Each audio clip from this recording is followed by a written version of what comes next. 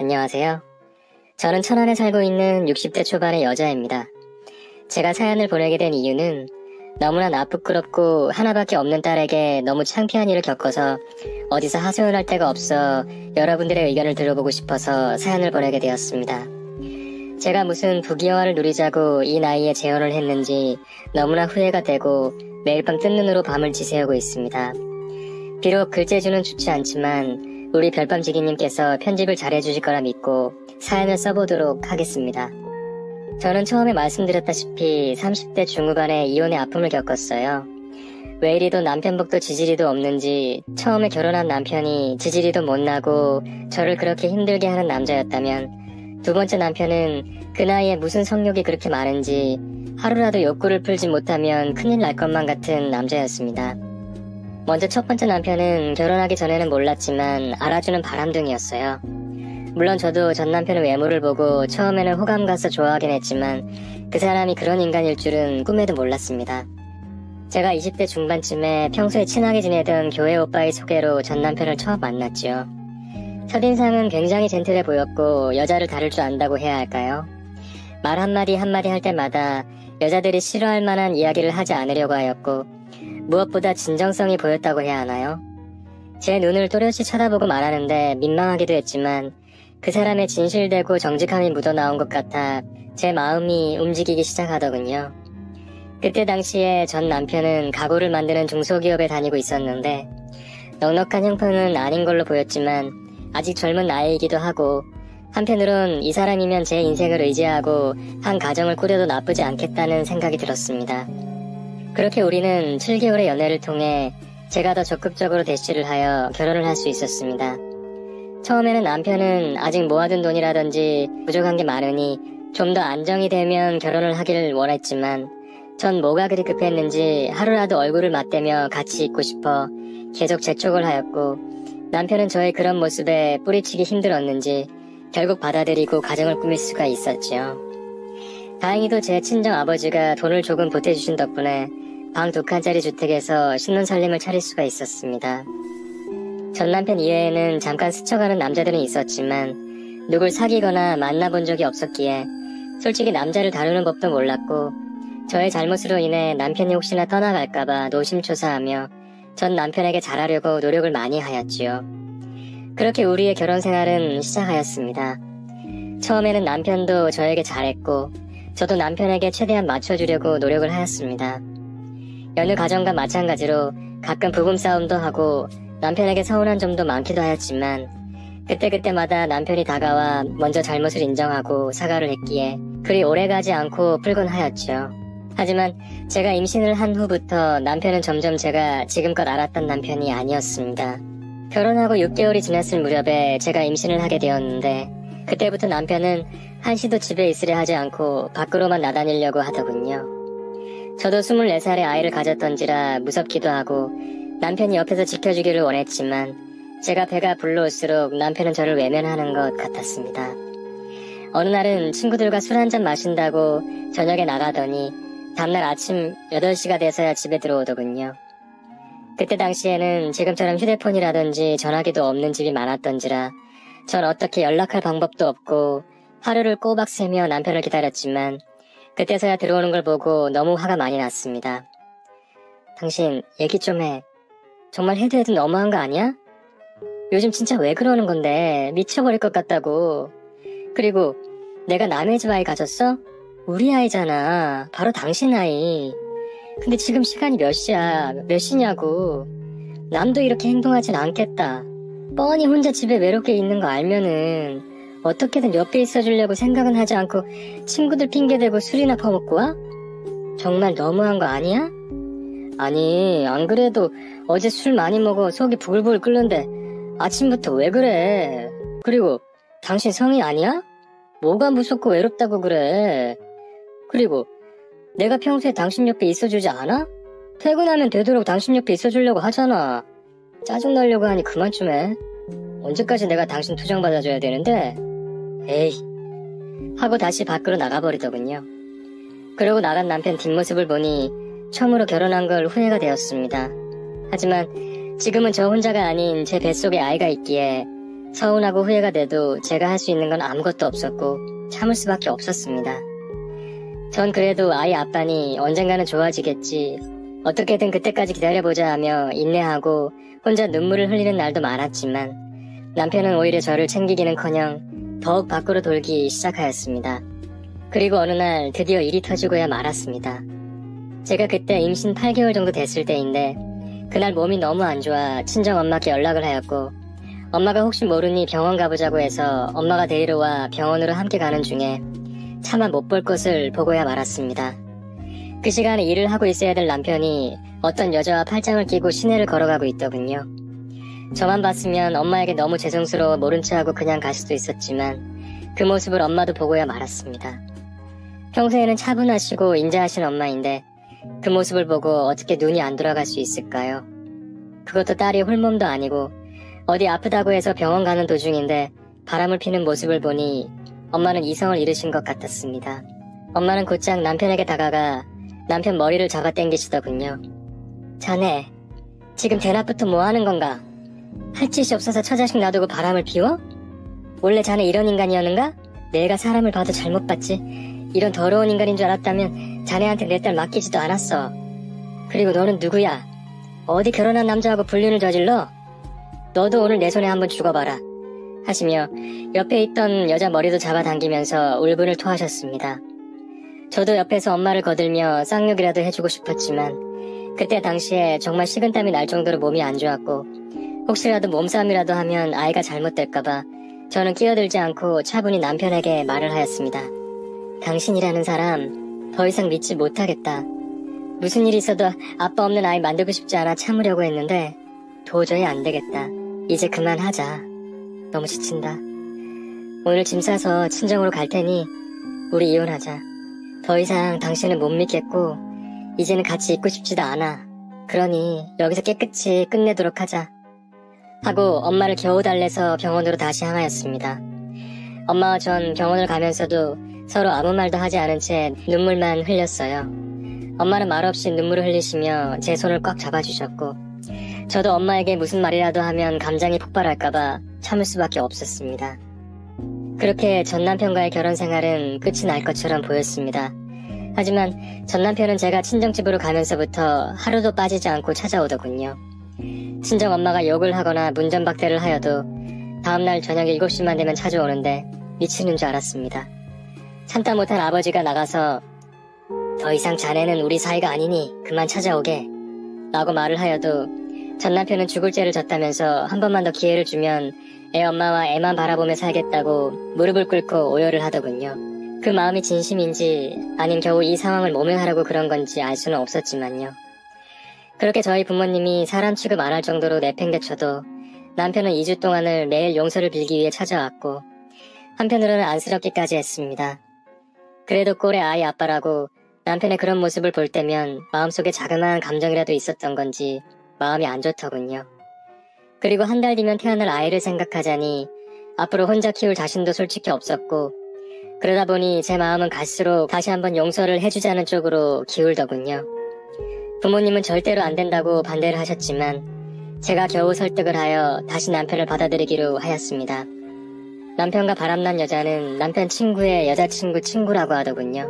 그동안 친구 만난다고 그렇게 밖으로 싸돌아댕기더니 친구 따라 강남 간다고 거기서 그 여자를 만나 무려 3개월 동안을 저모르게 여관도 다니며 바람을 피워댔더군요. 너무나 속상하고 마음이 아팠지만 다시는 만나지 않겠다는 약속을 받고 모든 걸 용서해주기로 했습니다. 남자는 한 번 정도는 사회생활을 하다 보면 실수할 수 있다고 애써 마음을 잡으려고 그렇게 생각하려고 했던 것 같습니다. 참 바보 같은 생각이었지만요. 그날 이후 남편은 저에게 참 잘하더군요. 퇴근하면 곧장 친구 만나러 갔었던 사람이 매일 일찍 집에 들어와 제게 저녁밥을 차려주었고 설거지며 집안 청소도 남편이 누가 시키지 않아도 알아서 다 해주었습니다. 전 언제 또 남편이 혹시나 바람피지 않을까 노심초사했지만은 한동안은 제 옆에 있어주며 잘 보살펴주더군요. 그런 덕분인지 전 얼마 후 건강한 딸을 낳을 수 있었습니다. 내 생애 처음으로 아이를 낳다 보니 너무 힘들더군요. 지금도 그 고통은 잊을 수가 없을 것만 같네요. 혹시나 저의 스트레스로 인해 아이가 혹시라도 어디 하나 문제가 있는 상태로 태어나지 않을까 걱정했지만 다행히도 건강하게 태어나줘서 너무나 감사했습니다. 그렇게 우리 가족은 2명이 아닌 3명이 되었고 남편도 가장이라는 책임감이 있어서인지 더욱 일을 열심히 하더군요. 가장 먼저 그렇게 피워대던 담배도 아이 건강을 생각해서 담배도 과감히 끊어버렸고, 그렇게 술을 좋아했던 사람이 한 달에 1~2번 정도밖에 안 먹을 정도로 술도 점점 줄여갔습니다. 그때는 고마웠어요. 한번 제게 큰 상처를 주었던 사람이지만은 그때 이후로 사람이 점점 변해가려고 하는 노력하는 모습이 보이고, 무엇보다 저와 우리 아기한테 너무나 잘했거든요. 그때는 정말 내가 이 사람을 용서해 준 걸 참 잘했다고 생각을 했습니다. 그리고 남편과 제가 사이가 다시 좋아지다 보니 그동안 부부관계도 거의 하지 않았었는데 마음이 편해지니 자연스레 부부관계 횟수도 점차 늘어나기 시작하더군요. 애 낳으면 성욕도 떨어진다는데 저는 그 반대였습니다. 시간이 갈수록 제가 남편에게 달라붙기 시작하였고, 그럼 남편도 피곤할 법도 하겠지만 최대한 저를 맞춰주기 위해 노력을 하였습니다. 그런 덕분일까요? 첫째 아이를 낳고 1년 뒤에 또다시 임신이 되더군요. 애 낳은 고통이 너무 심했던 기억이 있었던지라 무섭기도 했지만은 소중한 생명이니 기쁘게 받아들이기로 하고 또다시 전 태교 준비에 열중하였습니다. 배가 불러올수록 남편이 혹시나 또 실수하지 않을까 걱정했지만 남편은 둘째를 가질 때는 항상 내 옆에 있어 주었고 첫째 아이와도 잘 놀아주며 저희 집의 든든한 버팀목이 되어주었습니다. 그런 덕분에 무사히 전 둘째를 낳을 수 있었고 그렇게 우리는 행복한 가정을 꾸릴 수 있었지요. 아이들이 커가면서 교육 문제로 서로 싸운 적도 몇 번 있었지만 그 외에는 서로 싫어하는 행동들을 하지 않으려고 노력을 하다 보니 저희 부부 사이도 시간이 갈수록 애틋해져 갔습니다. 하지만 첫째 아이가 중학교에 들어가면서부터 그렇게 애틋하고 좋았던 시간들도 한순간에 물거품이 되더군요. 정말 사람은 고쳐 쓰는 게 아니라는 말이 틀린 말이 아니었습니다. 어느 날부터 남편은 평소에 잘 가지도 않는 출장을 자주 다니기 시작하더군요. 3일 동안 다녀온 적도 있었고 일주일 동안이나 다녀온 적도 있었습니다. 처음에는 무슨 일이 그렇게 바쁘길래 그렇게 전국을 돌아다니나 하고 생각도 했었고, 한편으로는 우리 가족을 위해 열심히 일을 하는 것 같아 항상 남편에게 고마움을 느끼고 있었습니다. 하지만 얼마 후 남편의 본 모습을 알 수가 있었습니다. 평소처럼 집안일을 하고 있었는데 어떤 남자분이 저희 현관문을 계속 두드리더군요. 이 시간에 애들 학교도 갔고 남편도 출근을 해서 올 사람이 없는데 자꾸 문을 두드리니 문을 열 수밖에 없었습니다. 여기 김정철 씨 집 맞지요? 지금 그 인간 어딨어요? 여기 숨어 있는 거 아니까 빨리 나오라고 하세요. 안 그러면 나도 내가 어떤 짓을 벌일지 모르니까. 아니 누구신데요? 다짜고짜 소리 지르면서 난동을 피우시는데요. 경찰 부르기 전에 얼른 나가세요. 지금 뭐 하는 행동이세요? 그렇게 말을 하자 그 남자는 울분을 토하더군요.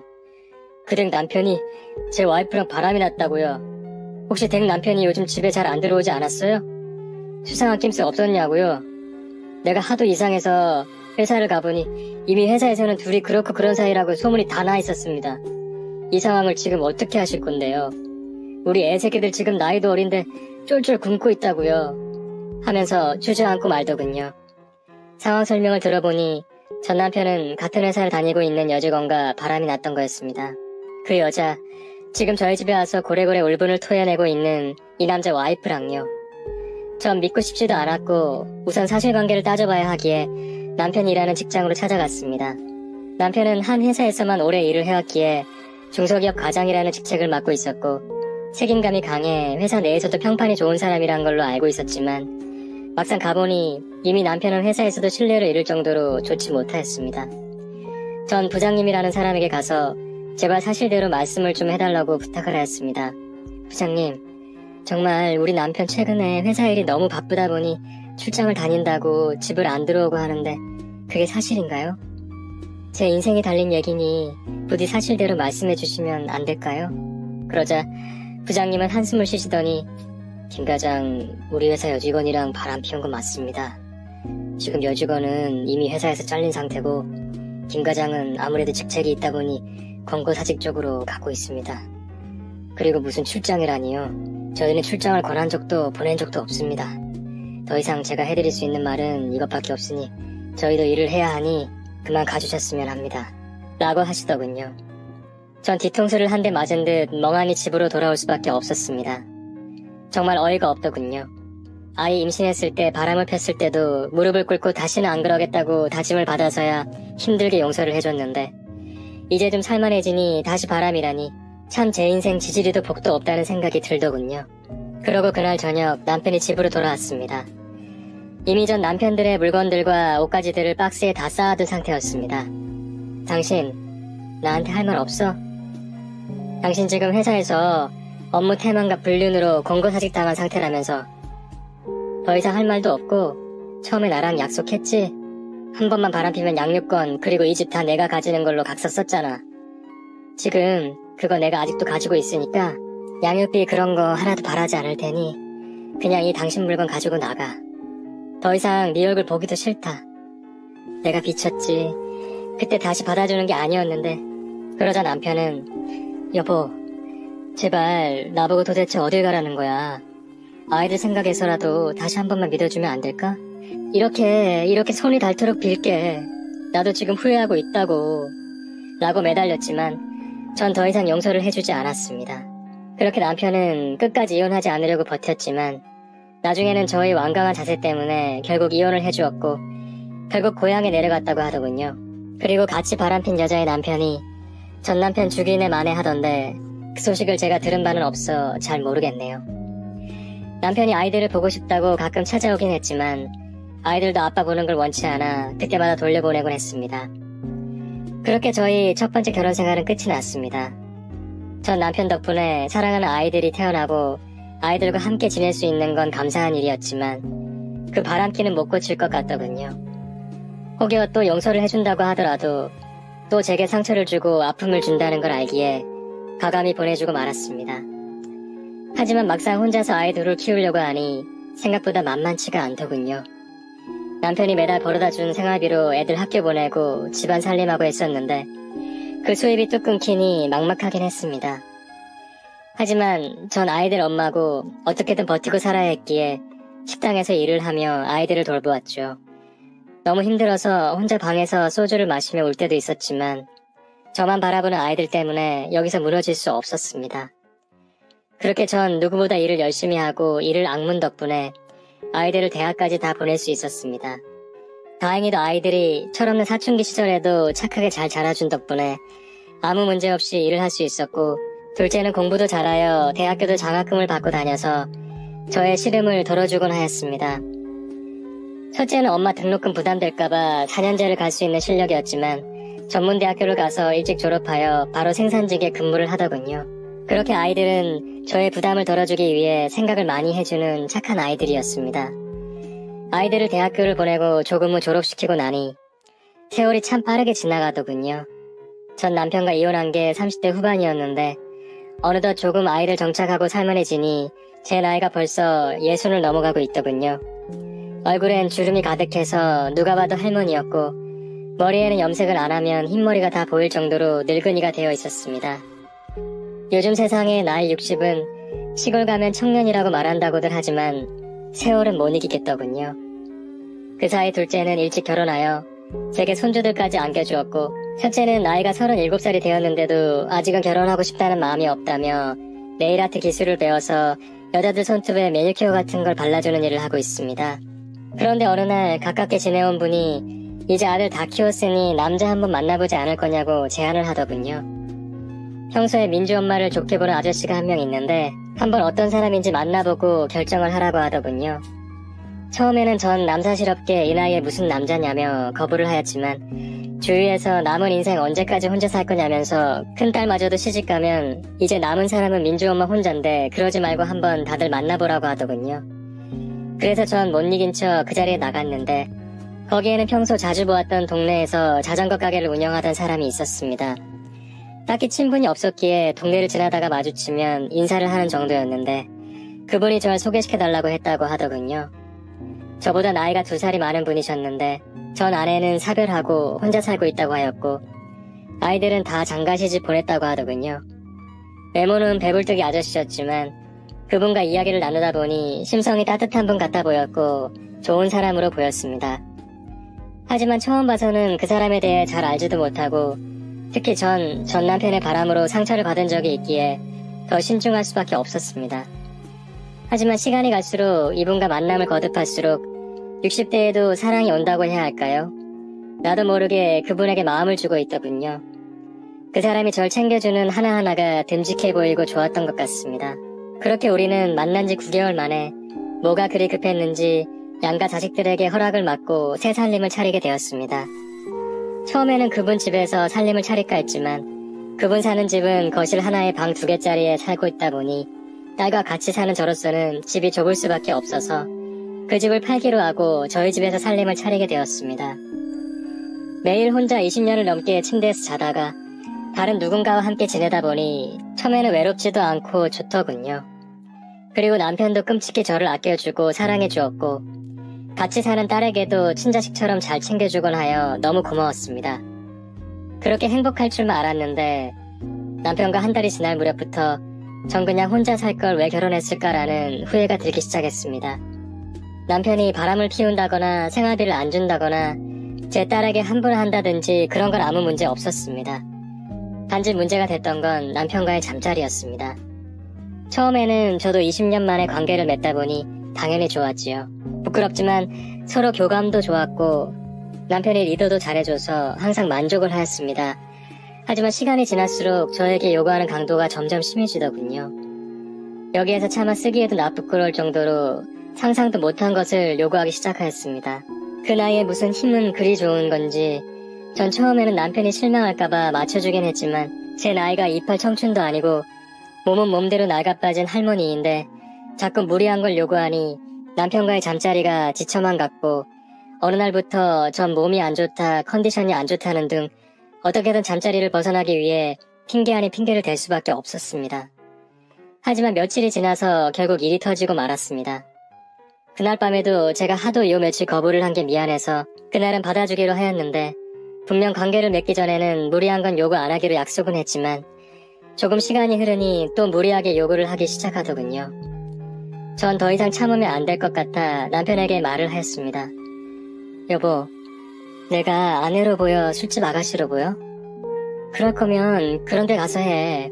왜 자꾸 내가 젊은 나이도 아니고 이 나이에 이상한 걸 요구하는데 나 힘들다고. 매번 당신 계속 이럴 거면 앞으로 각방 쓸 거니 알아서 해.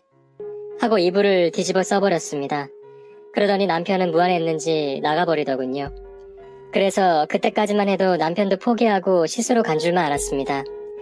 하지만 얼마 후 딸의 비명소리가 들리더군요. 그 비명소리에 너무 놀라 황급히 옷을 챙겨 입고 거실에 나갔는데 남편은 소파에서 실오라기 하나 걸치지 않은 채 당황한 표정으로 앉아있고 딸은 너무 놀라 눈으로 남편을 쳐다보고만 있더군요. 전 딸에게 너무 창피하여 아무 말도 못하고 딸 방으로 돌려보냈습니다. 진짜 앞으로 딸 얼굴을 어떻게 봐야 할지 남편이라는 이 인간은 방에서 나간 후 곧장 샤워하러 가지 않고 그 어두침침한 거실에서 혼자라도 욕구를 풀기 위해 휴대폰으로 이상한 동영상을 보면서 혼자 해결하고 있었던 겁니다. 때마침 딸은 화장실에 가기 위해 거실로 나왔던 건데 거실에서 이상한 불빛이 보이니 소파 쪽으로 향하였고 남편의 그 짓거리를 현장에서 보고 말게 된 거죠. 진짜 너무 한심해 보이더군요. 전 남편에게 씻고 오늘은 방에 들어올 생각하지 말고 거실에서 자라고 안방문을 잠궈버렸습니다. 그래도 남편은 개념은 있는 건지 다음날에 딸에게 다가가 딸이 자고 있는 줄 알았다면서 너무 미안하다고 사과를 하더군요. 그날 이후 전 딸에게 말 꺼내기도 창피하여 엄마가 미안하다는 말도 못 꺼내고 있습니다. 전 도대체 어떻게 해야 할까요? 이 사람은 책임감도 강하고 우리 아이들에게도 정말 잘하는 사람이지만 밤마다 받아주는 것도 너무 힘들고 어떻게 해야 할지 모르겠습니다. 여러분들 같으면 어떻게 하시겠어요? 병원에라도 같이 다녀봐야 되나요? 지금은 제가 많이 화난 상태인 걸 알고 요구는 하지 않지만 또다시 그럴까봐 두렵기도 합니다. 우선 치료부터 받아보는 게 좋겠지요. 지금까지 긴 글 읽어주셔서 감사드리고 가정의 평화가 있으시길 기원합니다.